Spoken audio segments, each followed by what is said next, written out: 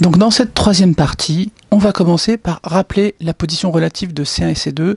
Ça avait fait l'objet d'une question dans la première partie, donc je vais aller assez vite. Donc si x est plus petit que 1, on a C1 qui est au-dessus de C2.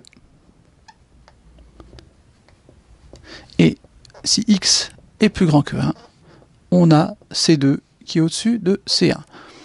Je vous ai mis ici un zoom de la représentation de ces deux courbes pour bien voir la position relative de C1 et C2. Ici, on a le point 1, 1.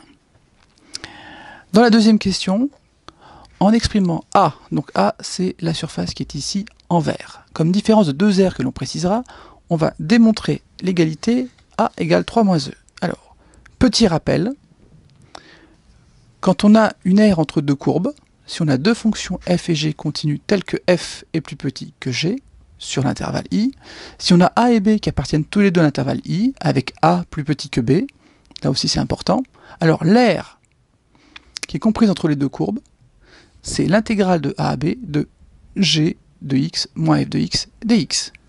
Donc pour nous, comme on cherche l'aire qui est comprise entre les droites x égale 0, x égale 1 et les courbes C1 et C2, notre aire, c'est intégrale de 0 à 1, donc la plus grande, c'est f1 de x, moins la plus petite, c'est f2 de x, dx.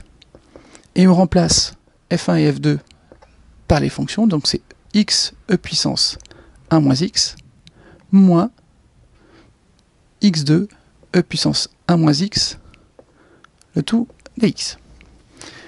C'est égal à l'intégrale de 0 à 1 de x e puissance 1 moins x dx, moins intégrale de 0 à 1 de x2 e puissance 1 moins x dx. Et là, on reconnaît I1 moins I2. Et ça, c'est des choses qu'on a déjà calculées tout à l'heure. I1, ça valait E moins 2. I2, ça valait 2E moins 5. Et on trouve E moins 2E, ça fait moins E. Moins 2 plus 5, ça fait 3. Et on trouve bien 3 moins E. Dans la troisième question, on prend un réel A plus grand que 1 strictement. Et on va montrer qu'il existe une seule valeur de A, telle que A égale grand S de A. Alors grand S de A, c'est la surface comprise entre C1 et C2, et les droites x égale 1 et x égale A. Donc c'est la surface que j'ai représentée, hachurée en violet ici. Donc l'objectif de cette troisième question, ça va être de démontrer qu'il existe un seul A, qui va être placé, pour l'instant on ne sait pas trop où, tel que la surface verte soit égale à la surface violette. On va commencer par répondre au petit a et exprimer SA sous forme d'intégrale. Alors, même chose que dans la question précédente, S de A, c'est l'intégrale de 1 à A. Je prends la courbe, la fonction dont la courbe est la plus haute, donc ça va être F2 de x moins F1 de x dx. Donc voici l'expression avec les fonctions f. Donc si on remplace avec x au carré e puissance 1 moins x dx moins intégrale de 1 à a de x e puissance 1 moins x dx. Pour la question B, eh bien on va faire là aussi quelque chose qui est hors programme. On va calculer S de A directement en utilisant encore l'intégration par partie. On va donc calculer SA en utilisant la technique de l'intégration par partie. Alors on va commencer par calculer cette intégrale et vous comprendrez pourquoi. Je vais donc calculer intégrale de 1 à a de x e puissance 1 moins x dx. En posant quoi? Vous avez vu tout à l'heure, on l'a déjà fait une fois. Le tout, c'est de trouver le bon U' et le bon V. Alors, U' de x, je vais reprendre E puissance 1 moins x. V de x, je vais prendre x. Donc, U de x, c'est moins e puissance 1 moins x. Et v' de x, facile, c'est 1. Donc je remplace. Intégrale de 1 de x puissance 1 moins x dx, ça vaut uv. Donc c'est x multiplié par moins e puissance 1 moins x, donc moins x e puissance 1 moins x, entre 1 et a. Moins intégrale de 1 à a, de moins e puissance 1 moins x fois 1, donc plus e puissance 1 moins x dx. Donc c'est égal.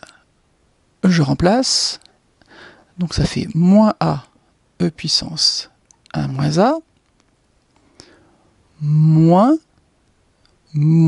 donc ça fait plus 1 fois e puissance 0, donc ça fait plus 1. Et ici, j'ai une fonction, c'est un peu le but de l'intégration par partie, c'est de transformer un problème compliqué en un problème plus simple. Là, intégrer e puissance 1 moins x, on sait faire. Donc c'est plus moins e puissance 1 moins x entre 1 et a. Donc ça fait finalement moins a e puissance 1 moins a plus 1 moins e puissance 1 moins a moins 1, donc ça fait plus 1. Donc ça fait moins a e puissance 1 moins a moins e puissance 1 moins a plus 2. On en a calculé une. Maintenant on va calculer celle-ci.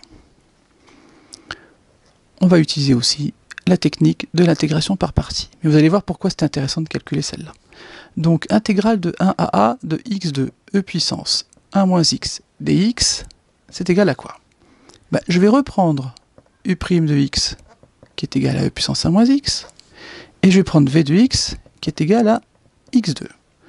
Dans ces cas-là, j'ai encore u de x qui vaut moins e puissance 1 moins x, et v' de x qui vaut 2x. Donc je remplace, j'utilise ma formule d'intégration par partie, uv, donc c'est x2, e puissance 1 moins x et moins, donc je mets le moins devant, entre 1 et a, moins intégrale de 1 à a, de moins 2x, donc là je vais mettre un plus, 2x, e puissance 1 moins x, dx. Et là, je reconnais deux fois l'intégrale que j'ai calculée ici. Donc je connais la valeur. Donc finalement, mon intégrale, elle vaut la valeur en a de ça, moins a2 e puissance 1 moins a. En 1, donc ça fait moins 1, donc ça fait plus 1, plus 2 fois l'intégrale que j'ai calculée tout à l'heure. Moins a, e puissance 1 moins a, moins e puissance 1 moins a, plus 2. Je réordonne, donc ça fait moins a2 e puissance 1 moins a, moins 2 a e puissance 1 moins a, moins 2 e puissance 1 moins a, plus 5. Parce que 1 plus 2 plus 2, 2 fois 2, ça fait 5. J'ai donc calculé mes deux morceaux, mais maintenant, j'ai plus qu'à écrire ce que vaut S de A. S de A, c'est donc moins A2 e puissance 1 moins A, moins 2A e puissance 1 moins A, moins 2 e puissance 1 moins A, plus 5, moins, alors attention les signes, donc là ça fait plus A e puissance 1 moins A, plus e puissance 1 moins A, moins 2. On va faire un peu de nettoyage. J'ai donc moins a carré e puissance 1 moins a.